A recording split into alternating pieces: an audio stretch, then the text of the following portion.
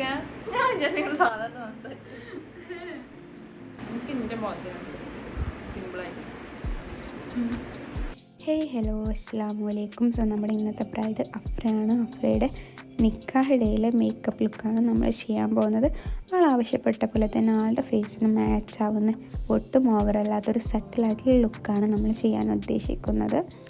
നമ്മൾ early morning work start ചെയ്തുകൊണ്ട് അഫ്രയ്ക്ക് food കഴിക്കാൻ ടൈം കിട്ടിയിട്ടില്ല. അപ്പോൾ അഫ്രയുടെ ഉമ്മ ഇടയ്ക്ക് ഫുഡും കൊടുക്കുന്നുണ്ട്.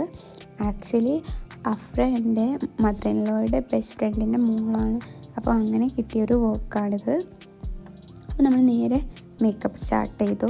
ആദ്യം തന്നെ ലെൻസ് അപ്ലൈ ചെയ്ത് കൊടുത്തു. ആളുടെ കണ്ണിന് ചേരുന്ന ആളുടെ കണ്ണിൻ്റെ ഏകദേശം ആ ഒരു സെയിം ഷെഡിലുള്ള ലെൻസാണ് നമ്മൾ ഇട്ട് കൊടുത്തിട്ടുള്ളത്. ദെൻ വെറ്റ് വൈപ്സ് യൂസ് ചെയ്തിട്ട് ഫേസ് നന്നായി വൈപ്പ് ചെയ്ത് കൊടുത്തതിന് ശേഷം മോയ്സ്ചറൈസർ അപ്ലൈ ചെയ്തു. പിന്നെ നമ്മൾ നേരെ ഐ മേക്കപ്പിലോട്ട് കിടക്കാനുണ്ടായിട്ടുള്ളത്. ആദ്യം തന്നെ കൺസീലർ വെച്ചിട്ട് ഐ മേക്കപ്പിനുള്ളൊരു ബേസ് ക്രിയേറ്റ് ചെയ്തു. പിന്നെ അതിനിടയിൽ ഞാൻ ആ ബേസ് മേക്കപ്പ് ഒരു പൗഡർ വെച്ച് സെറ്റ് ചെയ്യുന്നുണ്ട്. ആ ക്ലിപ്പ് വിട്ടുപോയതാണ്. ദെൻ നേരെ ഒരു ഐ ഷാഡോ പാലറ്റ് യൂസ് ചെയ്തിട്ട് ഐ ഷാഡോ അപ്ലൈ ചെയ്ത് തുടങ്ങി. ദെൻ കാജലൊന്ന് ചെറുതായിട്ട് സ്മാർട്ട് ചെയ്ത് കൊടുത്തു. ദെൻ അത് കഴിഞ്ഞിട്ട് നമ്മൾ ലാഷസ് വെച്ചെടുക്കുന്നുണ്ട്. ആ ഒരു ക്ലിപ്പ് നമ്മളിൽ നിന്ന് മിസ്സായി പോയതാണ്. ഇപ്പോൾ നമ്മൾ ഐ മേക്കപ്പ് കംപ്ലീറ്റ് ചെയ്ത് മസ്കാര അപ്ലൈ ചെയ്ത് കൊടുക്കുകയാണ്. മസ്കാര എന്തിനാണ് അപ്ലൈ ചെയ്യുന്നതെന്ന് വെച്ചാൽ നമ്മൾ ആർട്ടിഫിഷ്യൽ ലാഷും നമ്മുടെ ഒറിജിനൽ ലാഷും കൂടെ ഒന്ന് കൂടി നിൽക്കാനും വേണ്ടിയാണ്. അങ്ങനെ നമ്മൾ ഫേസ് മേക്കപ്പ് കഴിഞ്ഞിട്ട് ഐ മേക്കപ്പ് കഴിഞ്ഞിട്ട് ഐബ്രോസ് ഡിഫൈൻ ചെയ്ത് കൊടുക്കുകയാണ്. ബ്രൈഡ്സ് എപ്പോഴും ഐബ്രോസ് ത്രെഡ് ചെയ്യാൻ ശ്രമിക്കുക. കാരണം ഐബ്രോസ് നല്ല വൃത്തിക്ക് നിന്നാലേ നമ്മൾ ഐ മേക്കപ്പ് നല്ല ഭംഗിയായി തോന്നുള്ളൂ. അല്ലെങ്കിൽ നമ്മൾ എത്ര കൺസീലർ വെച്ചിട്ട് ഷേപ്പ് ചെയ്താലും നേരിട്ട് കാണുമ്പോൾ ആ ഒരു ഐബ്രോസിൻ്റെ മേലെ ഫൗണ്ടേഷൻ ആ ഒരു ഫീൽ നമുക്ക് മനസ്സിലാക്കാൻ കഴിയും. ഇനി നമ്മൾ നേരെ ഫേസ് മേക്കപ്പിലോട്ട് കിടക്കുകയാണ്. ആദ്യം തന്നെ പ്രൈമർ അപ്ലൈ ചെയ്ത് കൊടുത്തു. പ്രൈമർ ഒട്ടും കൂടും ചെയ്യരുത്, എന്നിട്ട് കുറഞ്ഞും പോകാത്ത രീതിയിൽ ആവശ്യത്തിന് പ്രൈമർ അപ്ലൈ ചെയ്ത് കൊടുക്കുക. പ്രൈമർ നമ്മൾ അപ്ലൈ ചെയ്യുന്നത് എന്തിനാണെന്ന് വെച്ചാൽ ഫേസിൽ കുറേ ഓപ്പൺ പോർട്സ് ഒക്കെ ഉണ്ടാകും. അപ്പോൾ അതൊക്കെ ഒന്ന് മിനിമൈസ് ചെയ്യാനും വേണ്ടി, അതൊക്കെ ഒന്ന് ബ്ലറാക്കാനും വേണ്ടിയാണ് പ്രൈമർ യൂസ് ചെയ്യുന്നത്.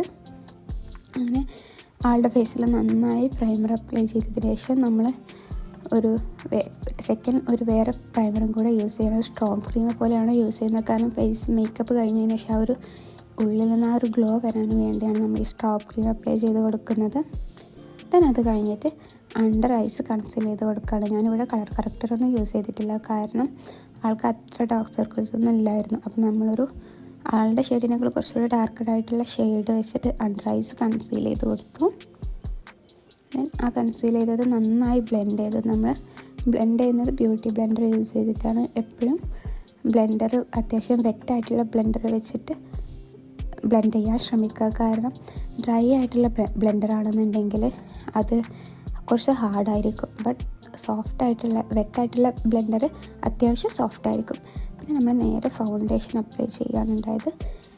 ആളുടെ ഫേസിന് ചേരുന്ന ഷെയ്ഡിലുള്ളൊരു ഫൗണ്ടേഷനാണ് നമ്മൾ അപ്ലൈ ചെയ്ത് കൊടുത്തിട്ടുള്ളത്. ഫേസിൽ ഓരോ സൈഡ് അപ്ലൈ ചെയ്തിട്ട് ബ്രഷ് വെച്ചിട്ട് അപ്ലൈ ചെയ്തതിന് ശേഷം അവിടെ നന്നായി ബ്ലെൻഡ് ചെയ്തതിന് ശേഷം അടുത്ത സൈഡും ചെയ്ത് കൊടുക്കുകയാണ് ചെയ്തിട്ടുള്ളത്. കാരണം നമ്മൾ ഫേസ് ഫുള്ള് ബ്രഷ് വെച്ച് അപ്ലൈ ചെയ്തതിന് ശേഷം പിന്നെ അത് ബ്ലെൻഡ് ചെയ്യുമ്പോൾ നമ്മൾ ആദ്യം അപ്ലൈ ചെയ്ത ഭാഗത്ത് ചിലപ്പോൾ ഡ്രൈ ആവാൻ ചാൻസ് ഉണ്ട്. അപ്പോൾ നമ്മൾ ഓരോ സൈഡ് ഇങ്ങനെ കവർ ചെയ്ത് പോകുന്നതാണ് ബെറ്റർ.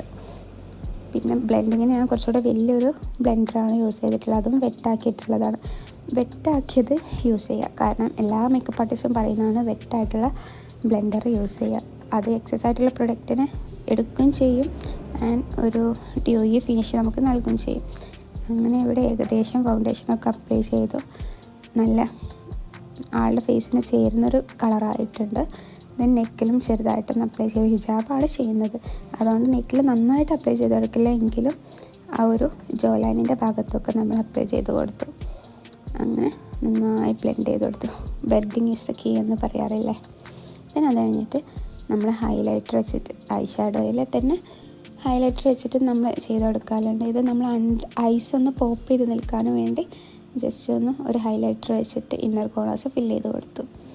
ദെൻ നമ്മൾ ബ്ലഷാണ് യൂസ് ചെയ്തിട്ടുള്ളത്. ഇവിടെ ഞാൻ യൂസ് ചെയ്തിട്ടുള്ള ബ്ലഷ് മേക്കപ്പ് റെവല്യൂഷൻ്റെ ബ്ലഷാണ്. ആൾക്ക് ബ്ലഷ് അത്ര വേണ്ടാന്ന് പറഞ്ഞിരുന്നു. അപ്പോൾ നമ്മൾ ചെറുതായിട്ട് ബ്ലഷ് അപ്ലൈ ചെയ്ത് കൊടുത്തിട്ടുള്ളൂ. അത് ചീക്സിലും അതുപോലെ തന്നെ മൂക്കിൻ്റെ അറ്റത്തും പിന്നെ ചിന്നിലൊക്കെ ബ്ലഷ് അപ്ലൈ ചെയ്ത് കൊടുത്ത് ഇങ്ങനെ ഉണ്ട് ഇതിൽ നോക്കുകയാണ്, ഫോണിൻ്റെ സ്ക്രീനിൽ നോക്കുകയാണ്. അതൊക്കെ നന്നായി ഇഷ്ടമായിട്ടുണ്ട്. അങ്ങനെ നമ്മൾ സെറ്റിംഗ് സ്പ്രേ വെച്ചിട്ട് സെറ്റ് ചെയ്ത് കൊടുത്തു.